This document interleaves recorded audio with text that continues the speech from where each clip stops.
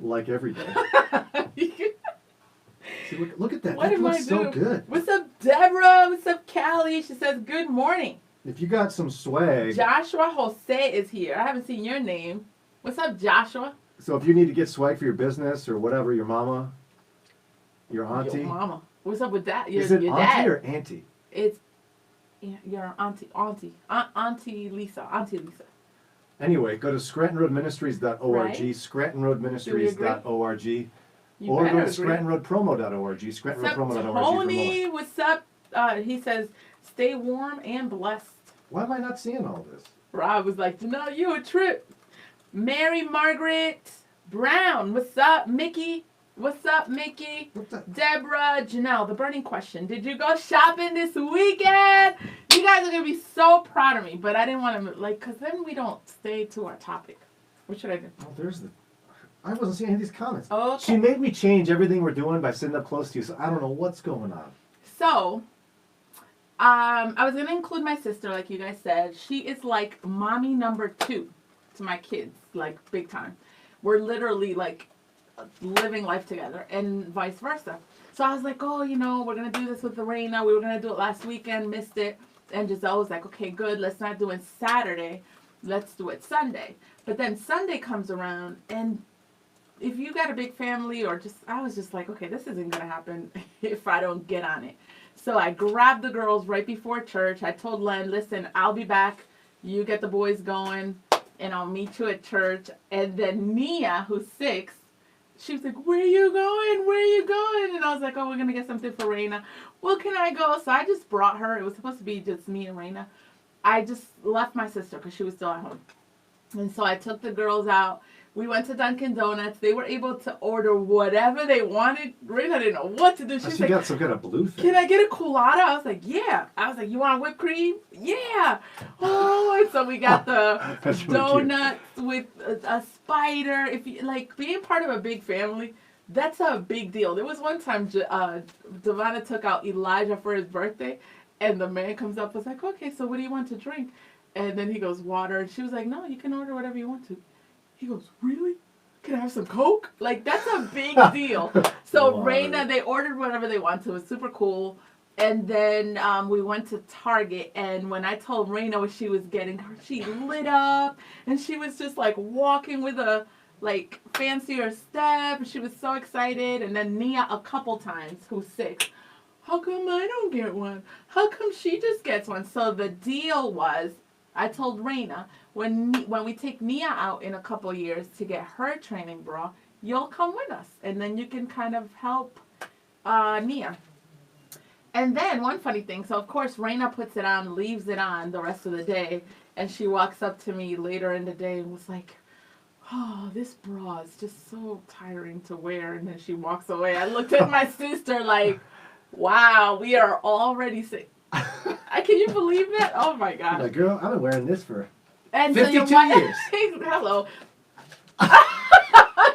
It took you a minute. I know someone wondering what did Len say. So when I told Len, oh, I'm going to take Raina and Nia, well, what are you doing? We're going to Target. He's like, it's Sunday. Why are you going to Target? And then I said, okay. I was just ready. We're going to get training bras. Training bras? She don't even got nothing. I was like, that's why they're called training. And then he started laughing and was like, I'm so glad you're here. Because he was like, I would have straight up told her that. Girl, go upstairs. You know So it was super cool. And it was so fun. And my favorite thing, Raina said a bunch of things. But Nia kept saying, I want to be just like you, Mommy. It was just so cool to be with the girls. Mike saw it. Christine, what's up? Oh. Wow. Sue says, good morning, Brad and Jannelle. I have already voted. Woohoo! Sue, what's up? Deborah says, pre-election. Do you want me to read these? I'm having a hard time doing the two things Gary, at once. what's up, Gary? Team Gary? Brian. Lori's here. Deborah says, yeah, Jannelle. Yeah, it was super cool, worth it. I'm glad I just grabbed them and went. And then I thought about what you said and some of it. Like, sometimes we try to do all this. So I was like, I'm just going to take them. And then I gave her choices because we had to go to church. So I was like, either we could go out to eat breakfast and then go to Target, but you got less time. Or we'll go to Dunkin' Donuts, get whatever you want to, and then we'll have more time. Of course, they were like, we want to shop. That's Yeah, so cute. that was easy. Maureen, She was excited. She was very excited. She was like, because I was like, okay, pick whatever you want to. But then I didn't know this, but some of them had padding. I was like, you can't pick none of this. So I was like, no. And then she was looking at different colors, and she's way more into fashion than me. And so she was like, I think, first she walked in saying she wanted the ones with rainbows because she likes colors. But then she was like, I'm actually looking, I like the solid colors, not the abstract. I was like, dude, I think No one's going to see it anyway, kid. Wow, yeah, exactly. Yeah, so she was all into it. Beverly says, my younger daughter was upset when my older daughter got a training bra she never told me. She went up to my dad, her grandfather, and told him she needed a training bra. And he went and got her one? Oh, that's cool. That is cool. Wow, that was a bold move. Yeah. Because what's Dad going to do? Sure. Yeah. There was Wow. one that was a little tight on Raina, and so I tried to help Nia out. And I was like, oh, look, we don't even have to give it back. Just let Nia wear it. And so, yeah, it made Nia feel better. Miss Anita says she saw it. Patricia, what's up? Yeah, you did a post where I figured that's what you did, but I didn't know for sure. You and Yeah, the I didn't girls. want to embarrass, so I just put, I was hanging with the girls, but I knew that you guys would know. Because Rachel was on there too. Like, did you go on that thing? Yeah. It was very fun. All right. Lynn and Linda, what's up? Okay, go ahead. So, the election's tomorrow. Are you all ready? Some people already are like way steps ahead of you. Yeah, they wanted to wait in some long line before election It day. is long. My mom went. She thought she was going to vote early. And they went. It was like too black, like around. It was crazy. And this is your first election. Yeah, this is my first time voting. And I'm not trying to stand in line like that. You're going to election day. You're going to go tomorrow. Election day, yeah, because it's right in Shaker. I don't got to go to downtown. Yeah, so that would be tomorrow. It's I a want to big deal. take some of my kids because they've been studying civics too. It is a big deal. You can bring the kids in there with you, right? And have Yeah. them stand there with you? Yeah. What I'm kind of bummed about is all these other people Yeah. and like trying to figure all that out. And To then me- I feel bad just looking at the national because I'm like, Yeah, we should man, do I more know than it that. matters, but it's a lot. But we really have to look at congressional elections, Senate elections, state, House and stuff, and Yeah. Senate elections. We also need to look at, I think local ballot measures are really important because they affect your taxes and like you may think they're important issues. Yeah. Yeah. Like school levies. Oh, levies. They always pass in Shaker. Always. I don't know what your city is Now you like. could vote it down if you want to. Yeah, exactly. Oh, but I mean, I believe in schools, but still. So we put together 4 things. Lori says she always likes voting on election day. She probably agrees with you. Yeah, it feels All that. more official doing that. Deborah says voted early. Best thing we ever did. Only about 15 minutes. Pretty well organized. Don't want to mess with the drama tomorrow. There might be some drama. Callie says hard to believe tomorrow's election day. Yeah. Yeah, but see, my theory is that since there's multiple precincts in every city, you divide up the city and then you go and then there's multiple sites to go vote and Yeah. multiple election judges. Yeah. But everybody in the community will go to their county board of elections. And so there's one place for all these. I feel like the lines are going to have to be short tomorrow. Because there's many more places to vote Yeah. than there were Yeah, that in makes early sense. voting. Yeah, makes Uh, sense. But we spent time this morning doing a pre-election refocus for Christians. We put together this list of things that we think are good for us to remember as Christians because a whole bunch of people already been acting crazy for months and they're going to keep acting crazy tomorrow and the day after and forevermore. So we got 4 things, maybe you want to add some, that we think will help refocus you for the election. Number 1, God is sovereign, so act like it. And accept the results. But God's in control. Like a lot of Christians are acting like God is not in control.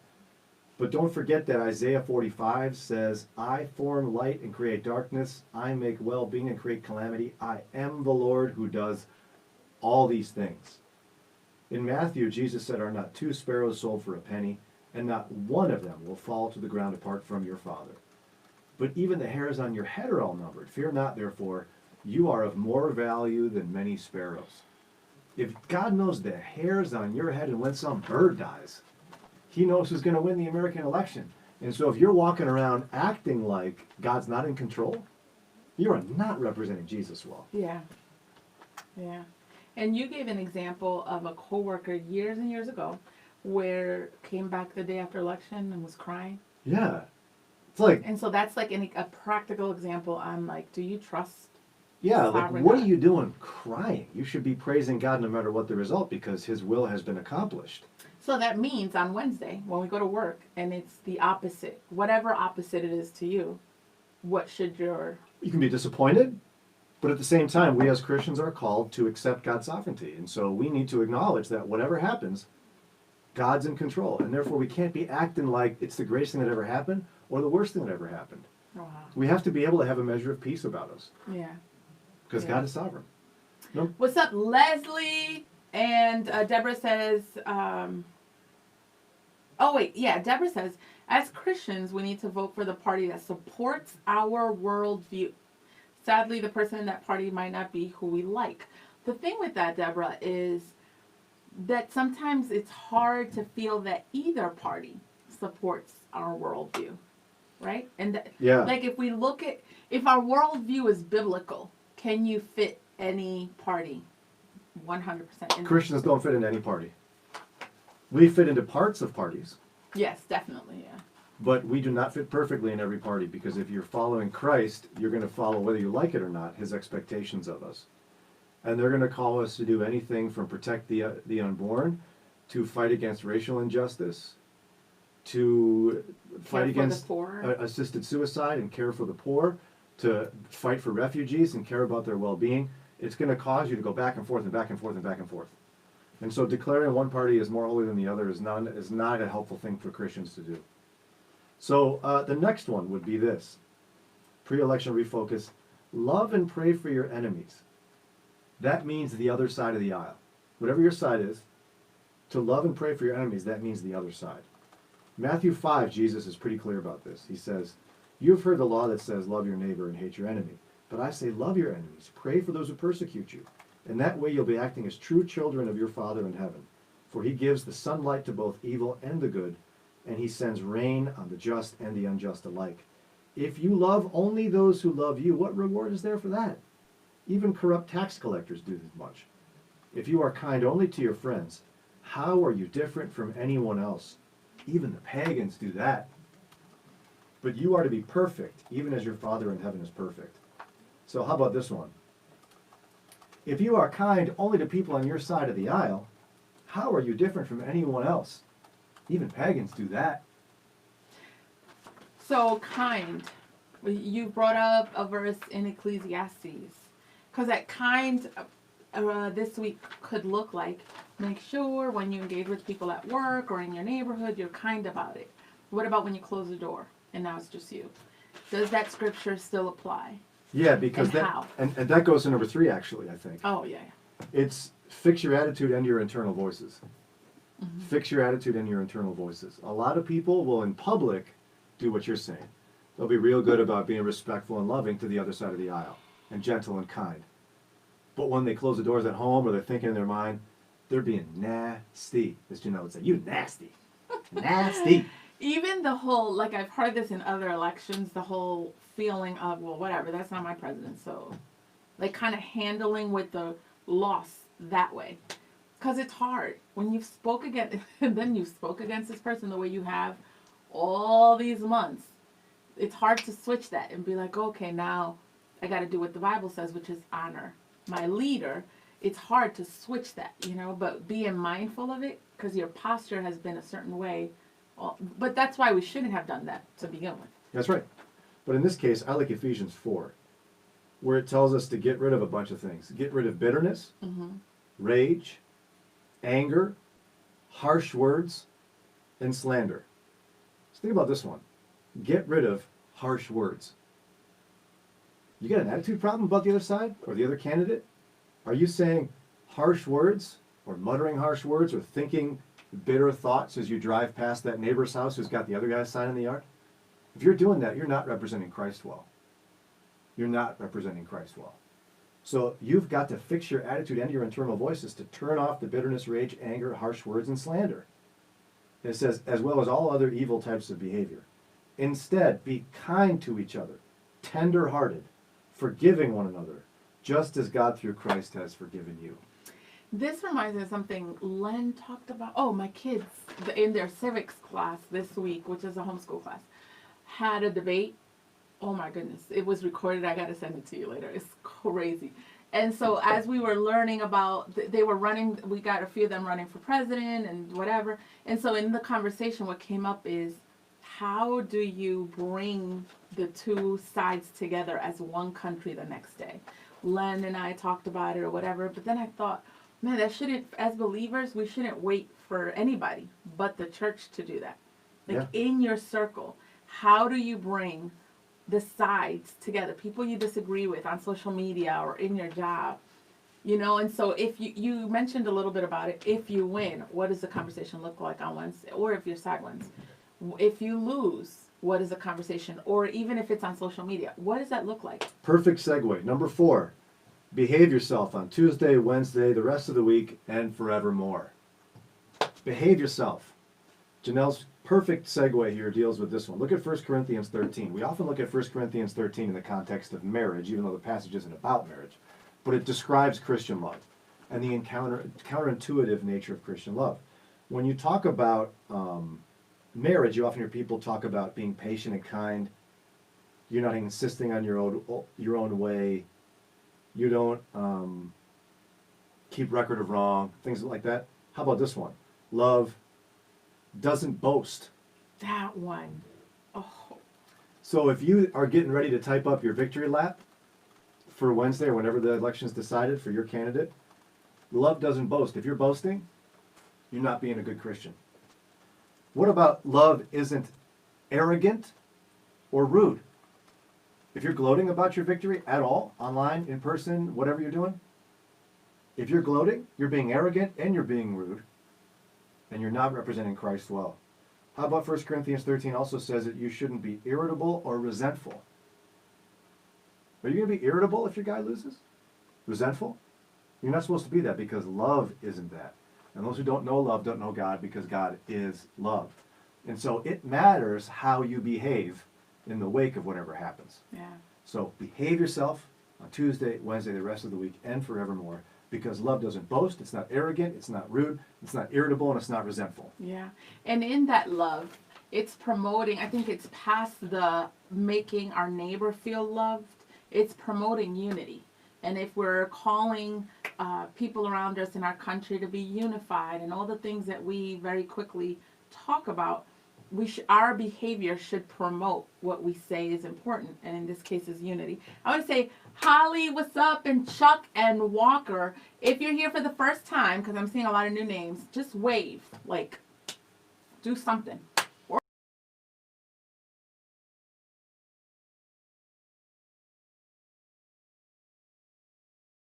Something. Oh, it's Twee, Leach. It's my Aunt Twee Twee. Leach, what's up? It's my Your aunt, you better say song tia. Say bendición tia. That's not what they say in Vietnam, Say where she's from. bendición tia. No? I can't say that. No, it's my wife's aunt, so it's my Aunt Twee. That's good to cool. see you, Aunt Twee. Hey, Lori, she says, I have always said you can have a political discussion. I tell people to do your research. Yeah, being civil is important. What's up? Weems says, Brian. Ooh, Weems gonna get you. Amen, amen. I'm doing a lot with my harsh words. Repping Christ, says Weems, by the way. Theola, I love you, says, hold on. Can you check YouTube? Because I'm missing, it's hard for me to check YouTube. I don't want to ignore YouTube. I know you there. Theola says, Brian, I agree with you. Whoever becomes our president, God allowed, even though we disagree.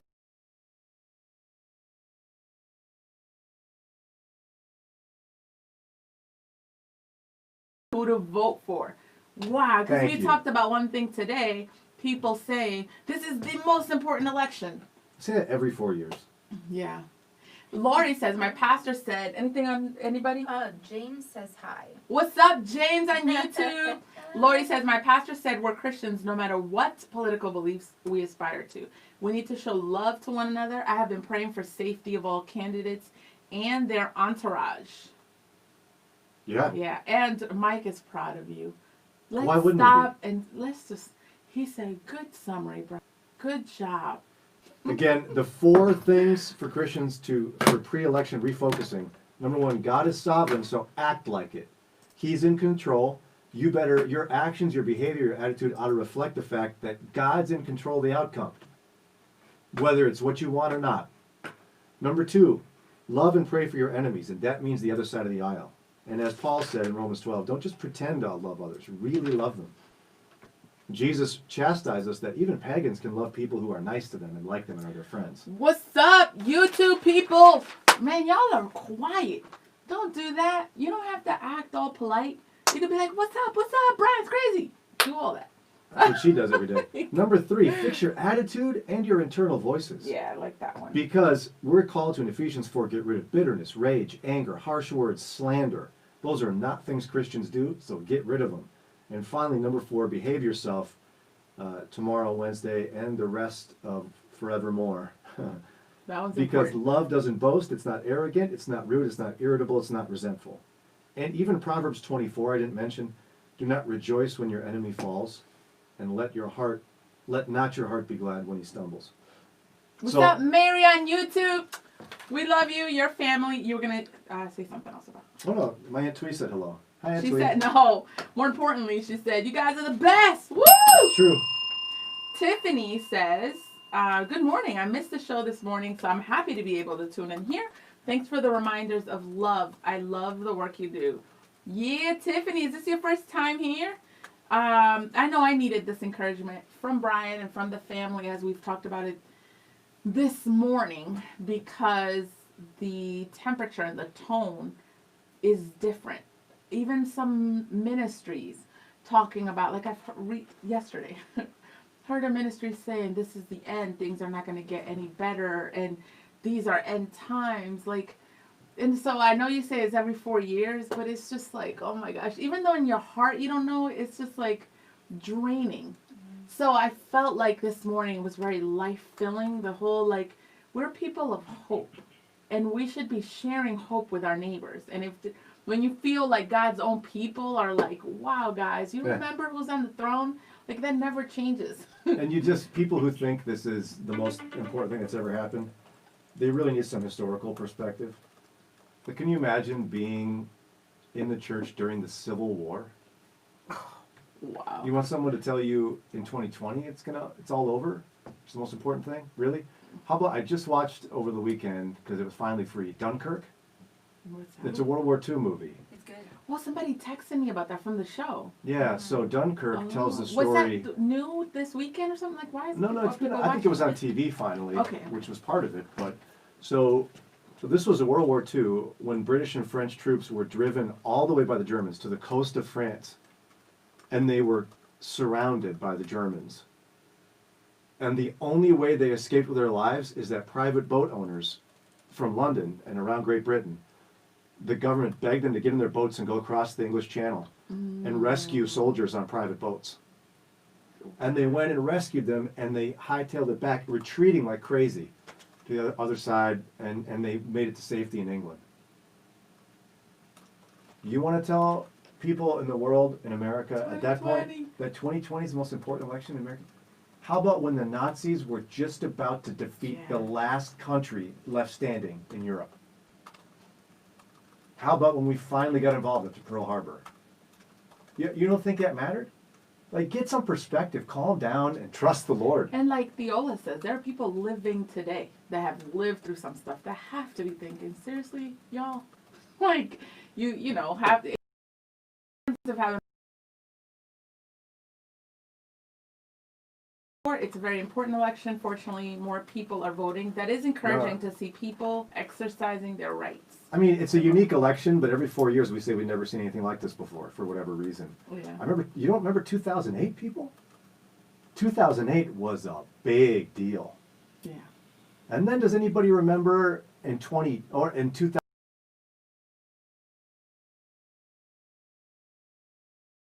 couldn't decide what to do about a Mormon? What are you going to do if someone's Mormon? What are we going to do? Yeah. Like, you guys, we've had problems all the time. Yeah. Christine says, what's the difference between God's will and allowing things to happen? When children get horrible illnesses, God is still allowing it to happen.